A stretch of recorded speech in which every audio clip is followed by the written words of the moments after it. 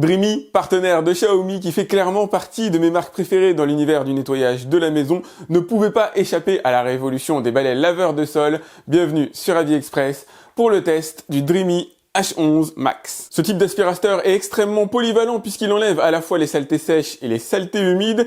Il est beau gosse, ça ne gâche rien et il est globalement relativement léger puisqu'il pèse 4,5 kg, on va dire il est dans la bonne moyenne du marché. Le sujet compte de manière différente pour chacun d'entre nous, mais si jamais vous avez décidé de laisser ce laveur de sol directement visible à l'intérieur de votre salon, de votre cuisine, c'est clairement le plus beau que j'ai vu jusqu'ici. Pendant sa phase de chargement, il tient en station debout pour économiser de la place, mais il est aussi en mesure de rester debout lorsqu'il est décorrélé de la station, lorsque vous l'utilisez pour nettoyer chez vous au quotidien. Je vous réexplique le concept pour tous ceux qui auraient échappé à mes dernières vidéos, et j'en ai testé beaucoup, de chez Tinko, de chez Roborock.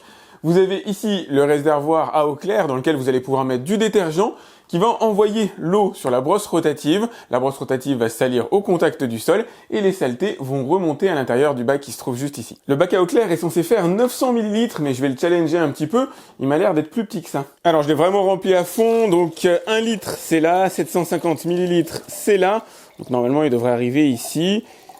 J'ai été mauvaise langue. On est bien à 900 ml, on se rapproche même du litre. En prévision des tests de tout à l'heure, je vais même me fendre de lui mettre un petit peu de Monsieur Propre, quelques gouttes pas trop. Le réservoir à eau usagée a quant à lui une contenance de 500 ml efficace. Il est composé d'un filtre unique que vous avez ici, enfin unique. Il y a un double qui a été fourni à l'intérieur du package et vous allez pouvoir nettoyer le compartiment en retirant cette zone-là, alors qui est caoutchoutée, tout simplement, pour éviter les déperditions de pression. Donc il faut bien penser à tout nettoyer après chaque utilisation.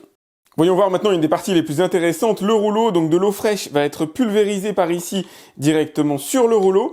Le rouleau va tourner dans ce sens-là, se salir au contact du sol.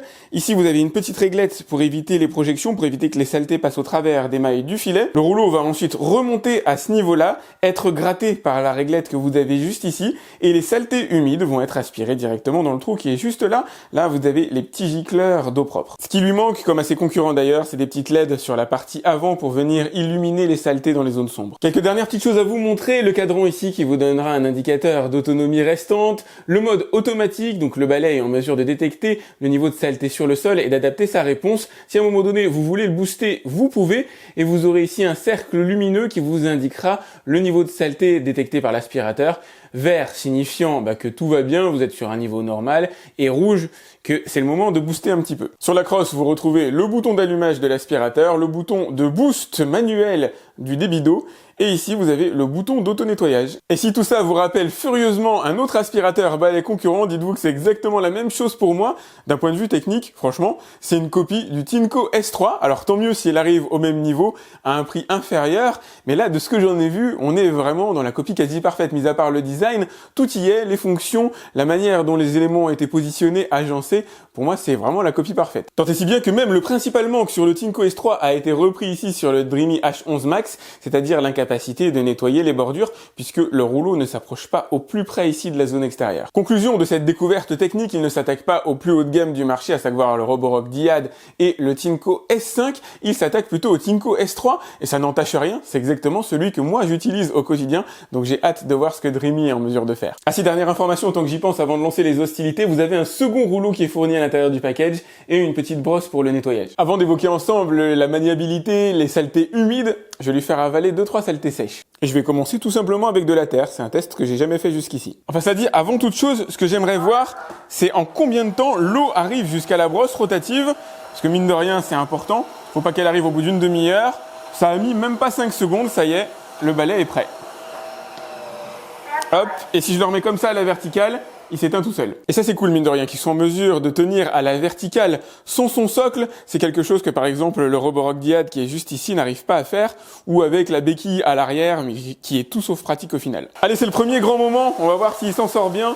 Donc là c'est des saletés sèches, j'ai séché la terre, juste pour le plaisir, après on fera les saletés humides, on rentrera véritablement dans le vif du sujet.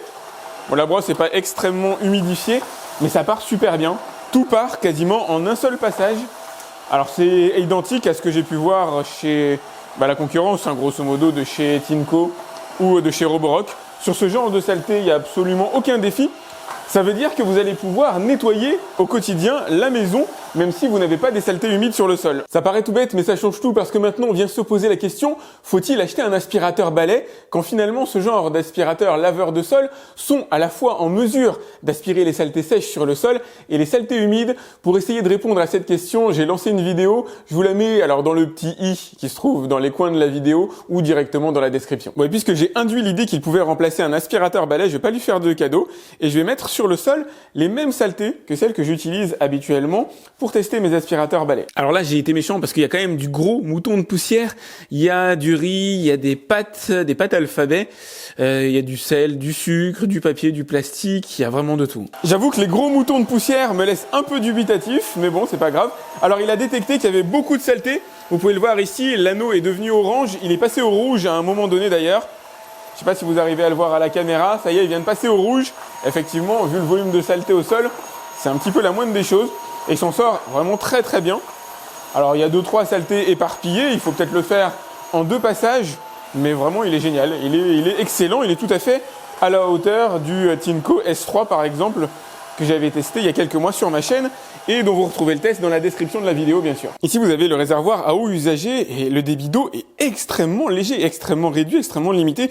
D'habitude avec mes autres aspirateurs laveurs de sol, le compartiment commence déjà à être rempli d'eau marron et là finalement j'ai un tri quasiment uniquement avec des saletés sèches, ce qui est bien dans l'absolu. Moi ça m'arrange à la limite que ce soit pas mélangé sur un nettoyage de ce type-là. Par curiosité j'ai démonté la brosse rotative, alors elle est clean au sens où pour l'instant il n'y a pas de cheveux, il n'y a pas de moutons poussière qui se sont agglomérés dessus. Par contre, elle n'est pas encore au stade de l'auto-nettoyage.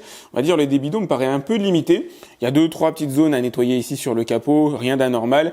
Et ici aussi, s'assurer que les buses qui véhiculent l'eau propre ne seront pas bouchées. C'est normal, vu le volume de saleté que je lui ai donné à avaler, on va dire les résidus qu'on a ici sont de l'ordre du logique. Bon allez, on a bien rigolé sur les saletés sèches. Maintenant, on va passer au plat de résistance. Allez, je suis assez curieux de voir comment il va se débrouiller. Les autres aspirateurs que j'ai testés jusqu'ici ont réussi ce test. Il s'en sort bien. Alors il est passé en mode rouge, parce qu'à mon avis avec les coquilles, il doit galérer un petit peu. Mais en tout cas pour ce qui est de l'œuf, du jaune et du blanc, il a tout ramassé. Les coquilles, il en a avalé on va dire une bonne partie. Il en reste qu'une au sol. Regardez, il a fait du très bon boulot, il ne reste absolument rien de l'œuf, à part quelques morceaux de coquilles. Je peux pas trop lui en vouloir sur ce sujet-là, à la base, il n'est pas conçu pour avaler les coquilles. Mais il a tendance à me laisser un petit résidu ici, regardez, vous voyez la ligne? Je l'ai très souvent, c'est une ligne lorsque je l'arrête et que je déplace l'aspirateur qui reste sur le sol. Bon, j'espère que ça va pas se reproduire indéfiniment. Cette fois-ci, le bac à eau usagé commence à avoir une tête plus classique, plus conventionnelle par rapport à ce que je connais. Allez, un petit peu de cherry coke pour étancher sa soif. Bon ça pour lui ça doit être facile, hein. Normalement ça doit se faire en une fraction de seconde. Voilà, en un seul passage, il a déjà retiré tout le coca que je lui ai demandé. Nickel. J'avais pas de doute particulier, à force de les tester maintenant je vois à peu près de quoi ils sont capables. Et il est très à l'aise sur ce genre de sujet, qui n'est pas le sujet le plus difficile que je vais lui confier. Infiniment plus difficile, la sauce soja sucrée. C'est plus difficile parce que ça marque énormément. Si jamais vous ne l'enlevez pas immédiatement, ça fera des traces sur le sol, à mon avis, qui resteront un petit moment. Alors tous mes balais ont tendance à étaler de prime abord ce genre de sauce. Donc là, comme la brosse est propre, ça passe. Et à mon avis, voilà, deuxième passage, on sent qu'il étale. Vous voyez que le carrelage n'est pas impeccable dès le premier passage. Le carrelage est totalement jauni.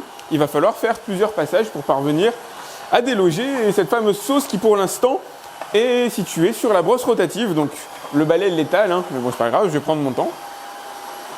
Je vais accroître la puissance d'ailleurs, pourquoi pas. On sent qu'il a du mal avec la sauce soja, c'est un des tests les plus difficiles que j'ai à faire jusqu'ici. C'est le cas pour tous mes aspirateurs en règle générale. La brosse rotative reste quand même légèrement marronnée à l'issue du nettoyage, ce qui est le cas ici, et je retrouve encore cette fameuse trace sur le sol, à l'endroit où j'ai arrêté le balai. Bon, c'est un petit peu dommage, mais bon, j'imagine que dans un nettoyage quotidien, il n'y aura pas ça, c'est parce que là, je force quand même pas mal le trait sur les saletés. Puisque la brosse rotative est sale et que j'ai aucunement l'intention de mettre les mains dedans, c'est le moment d'utiliser la fonction d'auto-nettoyage du balai.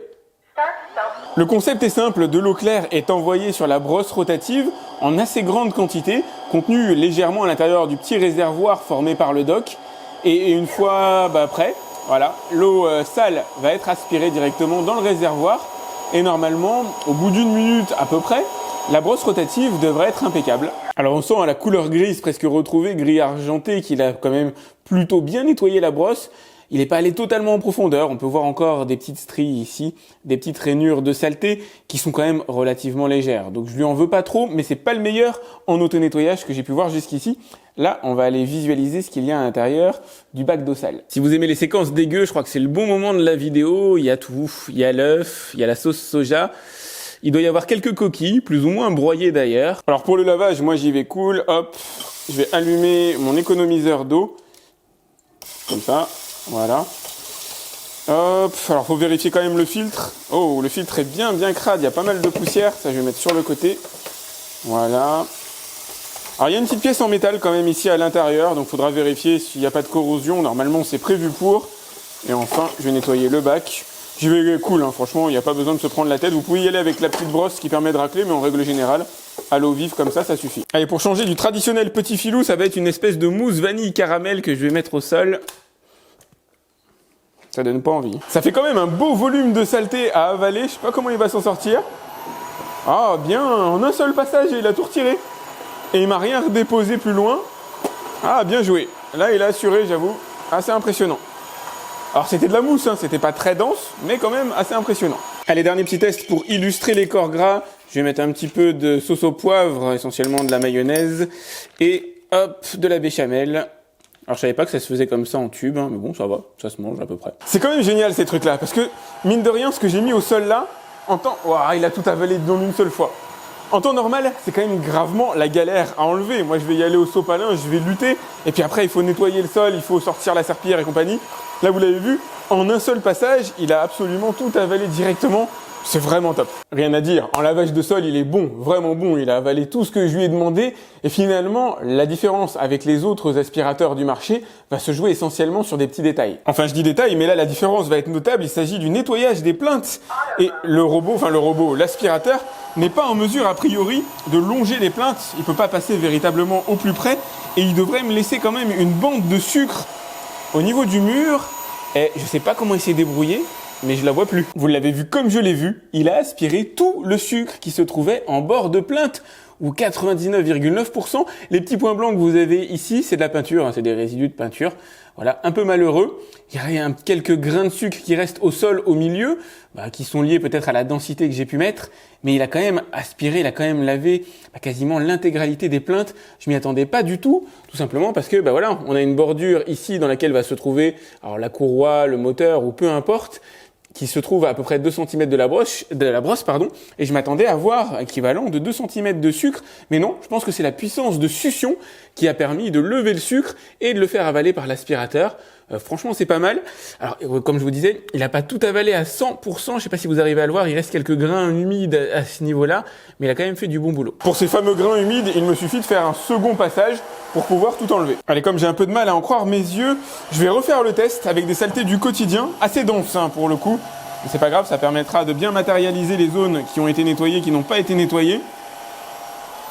Et il va vraiment aspirer les plaintes. Comme quoi on lit vraiment du n'importe quoi sur internet, des pseudo-tests écrits de gens qui ne l'ont jamais testé cet aspirateur et disent qu'il ne nettoie pas les plaintes. Là vous l'avez vu en live, quelles que soient les saletés, le type de saleté que je lui ai mis, il a aspiré. Alors, il n'a pas fait un 100% perfect là sur la partie centrale, mais encore une fois, je lui ai quand même mis un gros volume de saleté. Il aurait suffi de faire un second passage pour enlever ça. Moi ce qui m'intéressait c'était ce qui se trouvait ici, et là il l'a bien enlevé, il n'y a plus rien. Deux derniers sujets à aborder ensemble. Le premier est un non-sujet, tout simplement parce que c'est pas recommandé, mais j'avoue que ça m'arrive de plus en plus de le faire, nettoyer mon tapis directement avec l'aspirateur, étant donné que la traînée d'eau est quand même extrêmement réduite, extrêmement modeste.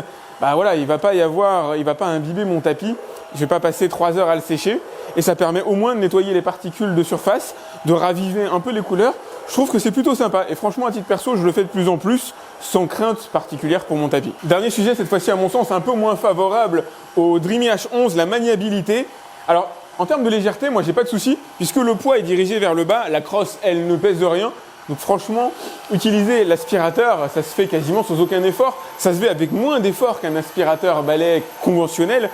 Mais par contre, en termes de direction, la tête ne bouge pas. C'est clair, il est quand même relativement rigide, il est assez peu mobile. C'est pas le drame du siècle, puisqu'au final, le nettoyage se fait souvent comme ça, de long en large.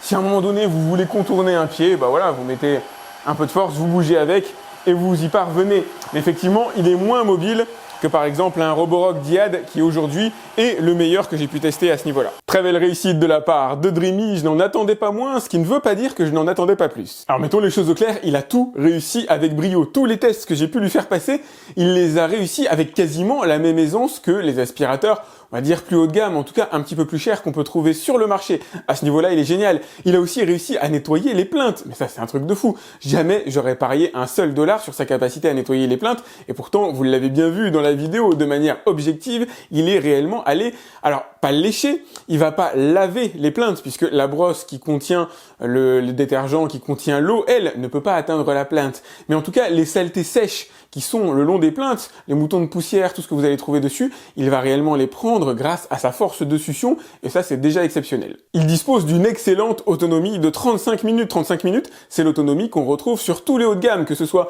le Tineco S3 ou le Roborock Diad. La répartition bac à eau clair, bac à eau usagé est bonne. Le bac à eau usagé se remplit, mais pas de manière excessivement rapide, ce qui vous donne quand même pas mal de latitude pour faire un nettoyage avant de devoir le vider. Au niveau des choses à améliorer, je n'ai noté que la petite traînée que vous retrouvez, je vous ai montré fréquemment à l'intérieur de la vidéo, lorsque j'arrête l'aspirateur, j'ai toujours une petite traînée d'eau sur le sol, d'eau colorée en fonction de ce qu'il a ramassé, et comme je lui ai fait des tests assez costauds, les traînées étaient facilement visibles et c'était souvent marron. Et dernière chose, pas gravissime, la petite réglette crantée que vous avez ici, qui est chargée de racler la brosse pour venir déloger les saletés, est un petit peu moins efficace que les réglettes en métal qu'on va trouver sur les aspirateurs de la concurrence. Mon principal reproche finalement n'est pas intrinsèque à l'aspirateur, il vient plutôt de la position qu'a décidé de prendre Dreamy, une position assez classique chez la marque Dreamy d'ailleurs.